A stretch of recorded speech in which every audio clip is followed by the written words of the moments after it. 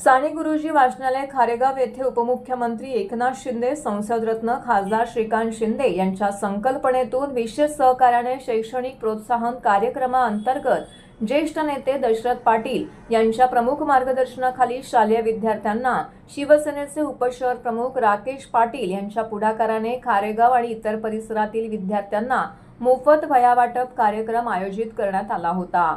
सदर कार्यक्रमाला प्रमुख अतिथी म्हणून माजी नगरसेवक उमेश पाटील, कळवा-मुंब्रा विधानसभा महिला संघटक रचना पाटील, उपशहर प्रमुख नथू पाटील, विभाग प्रमुख अरविंद सैतवडेकर, उपविभाग प्रमुख उल्हास हळदणकर, शाखा प्रमुख राधेय वराडकर, निशिकांत महाकाळ, अश्विनी सोनावणे, शिक्षक, विद्यार्थी यावेळी मोठ्या संख्येने उपस्थित होते।